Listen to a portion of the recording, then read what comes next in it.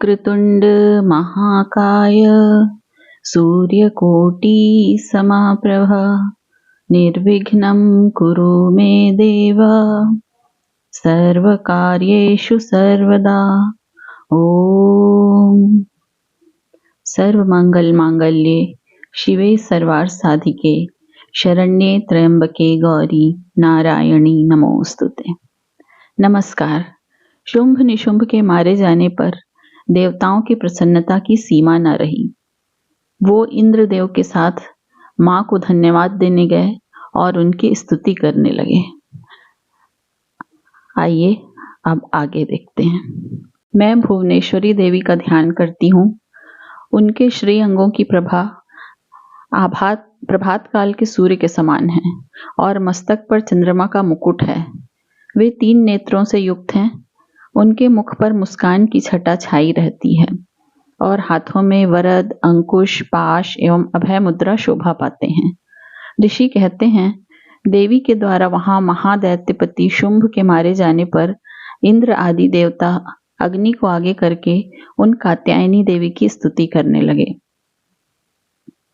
उस समय अभीष्ट की प्राप्ति होने से उनके मुख कमल दमक उठे थे और उनके प्रकाश से दिशाएं भी जगमगा उठी थी। देवता बोले, शरणागत की पीड़ा दूर करने वाली देवी हम पर प्रसन्न हो। संपूर्ण जगत की माता प्रसन्न हो। विश्वेश्वरी, विश्व की रक्षा करो। देवी तुम ही चराचर जगत की अधीश्वरी हो। तुम इस जगत का एकमात्र आधार हो, क्योंकि पृथ्वी रूप में तुम्हारी ही स्थिति है। देवी तुम्हारा पराक्रम अलंघनीय है। तुम ही जल रूप में स्थित होकर संपूर्ण जगत को तृप्त करती हो। तुम अनंत बल संपन्न वैष्णवी शक्ति हो। इस विश्व की कारणभूता परा माया हो। देवी तुमने इस समस्त जगत को मोहित कर रखा है। तुम ही प्रसन्न होने पर पृथ्वी पर मोक्ष की प्राप्ति कराती हो। देवी, संपूर्ण विद्याएं तुम्हारे ही भिन्न भिन्न स्वरूप हैं। जगत में जितनी स्त्रियां हैं वे सब तुम्हारी ही मूर्तियां हैं। जगदम्ब, एकमात्र तुमने ही इस विश्व को व्याप्त कर रखा है। तुम्हारी स्तुति क्या हो सकती है? तुम तो स्तवन करने योग्य पदार्थों से परे एवं परावाणी हो। जब तुम सर्वस्वरूपा देवी स्वर्ग तथा मोक्ष प्रदान करने वाली हो, तब इसी रूप में तुम्हारी स्तुति हो गई। बुद्धि रूप से सब लोगों के हृदय में विराजमान रहने वाली तथा स्वर्ग एवं मोक्ष प्रदान करने वाली नारायणी देवी तुम्हें नमस्कार है। कला, काष्ठा आदि के रूप से क्रमशः परिणाम की ओर ले जाने वाली तथा विश्व का उपसंहार करने में समर्थ नारायणी तुम्हें नमस्कार है। नारायणी, तुम सब प्रकार का मंगल प्रदान करने वाली मंगलमयी हो। कल्याणदायिनी शिवा हो। सब पुरुषार्थों को सिद्ध करने वाली शरणागत वत्सला 3 नेत्रों वाली एवं गौरी हो। तुम्हें नमस्कार है। तुम सृष्टि, पालन और संहार की शक्तिभूता सनातनी देवी, गुणों का आधार तथा सर्वगुणमयी हो। नारायणी, तुम्हें नमस्कार है। शरण में आए हुए दीनों एवं पीड़ितों की रक्षा में संलग्न रहने वाली, सबकी पीड़ा दूर करने वाली नारायणी देवी तुम्हें नमस्कार है। नारायणी, तुम ब्रह्माणी का रूप धारण करके हंसों से जूते हुए विमान पर बैठती तथा कुश मिश्रित जल छिड़कती रहती हो। तुम्हें नमस्कार है। माहेश्वरी रूप से त्रिशूल, चंद्रमा एवं सर्प को धारण करने वाली तथा महान वृषभ की पीठ पर बैठने वाली नारायणी देवी तुम्हें नमस्कार है। मोरों और मुर्गों से घिरी रहने वाली तथा महाशक्ति धारण करने वाली कौमारी रूप धारिणी निष्पापे नारायणी तुम्हें नमस्कार है। शंख, चक्र, गदा और शांग, धनुष रूप उत्तम आयुधों को धारण करने वाली वैष्णी शक्ति रूपा नारायणी तुम प्रसन्न हो। तुम्हें नमस्कार है। हाथ में भयानक महाचक्र लिए और दाढ़ों पर धरती को उठाए वाराही रूप धारिणी कल्याणमयी नारायणी तुम्हें नमस्कार है। भयंकर नृसिंह रूप से दैत्यों के वध के लिए उद्योग करने वाली तथा त्रिभुवन की रक्षा में संलग्न रहने वाली नारायणी तुम्हें नमस्कार है। मस्तक पर किरीट और हाथ में महावज्र धारण करने वाली, सहस्र नेत्रों के कारण उद्दीप्त दिखाई देने वाली और वृत्तासुर के प्राणों का अपहरण करने वाली इंद्र शक्ति रूपा नारायणी देवी तुम्हें नमस्कार है। शिव द्युति रूप से दैत्यों की महती सेना का संहार करने वाली, भयंकर रूप धारण तथा विकट गर्जना करने वाली नारायणी तुम्हें नमस्कार है। दाढ़ों के कारण विकराल मुख वाली, मुंडमाला से विभूषित मुंडमर्दिनी चामुंडा रूप नारायणी तुम्हें नमस्कार है। लक्ष्मी, लज्जा, महाविद्या, श्रद्धा, पुष्टि, स्वधा, ध्रुवा, महारात्रि तथा महाअविद्या रूपा नारायणी तुम्हें नमस्कार है। मेधा, सरस्वती, वरा, भूति, बाभ्रवी अथवा तामसी, नियता तथा ईशा रूपिणी नारायणी तुम्हें नमस्कार है। सर्वस्वरूपा, सर्वेश्वरी तथा सब प्रकार की शक्तियों से संपन्न दिव्य रूपा दुर्गे देवी, सब भयों से हमारी रक्षा करो, तुम्हें नमस्कार है।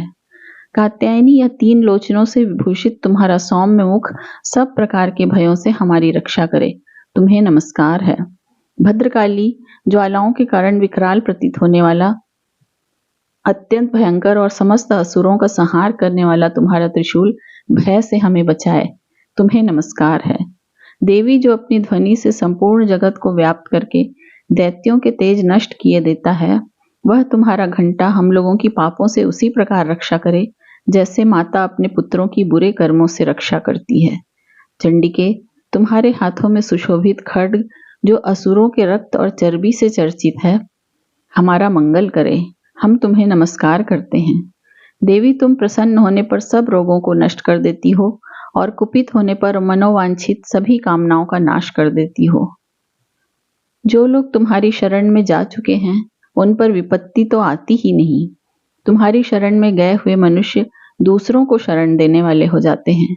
देवी अंबिके, तुमने अपने स्वरूप को अनेक भागों में विभक्त करके नाना प्रकार के रूपों से जो इस समय इन धर्मद्रोही दैत्यों का संहार किया, वह सब दूसरी कौन कर सकती थी। विद्याओं में, ज्ञान को प्रकाशित करने वाले शास्त्रों में तथा आदि वाक्यों में तुम्हारे सिवा और किसका वर्णन है, तथा तुमको छोड़कर दूसरी कौन ऐसी शक्ति है जो इस विश्व को अज्ञानमय घोर अंधकार से परिपूर्ण ममता रूपी गड्ढे में निरंतर भटका रही हो। जहां राक्षस, जहां भयंकर विष वाले सर्प, जहां शत्रु, जहां लुटेरों की सेना और जहां दावानल हो, वहां तथा समुद्र के बीच में भी साथ रहकर तुम विश्व की रक्षा करती हो। विश्वेश्वरी, तुम विश्व का पालन करती हो। विश्व रूपा हो, इसलिए संपूर्ण विश्व को धारण करती हो। तुम भगवान विश्वनाथ की भी वंदनीय हो। जो लोग भक्ति पूर्वक तुम्हारे सामने मस्तक झुकाते हैं, वे संपूर्ण विश्व को आश्रय देने वाले होते हैं। देवी, प्रसन्न हो। जैसे इस समय असुरों का वध करके तुमने शीघ्र ही हमारी रक्षा की है, उसी प्रकार सदा हमें शत्रुओं के भय से बचाओ।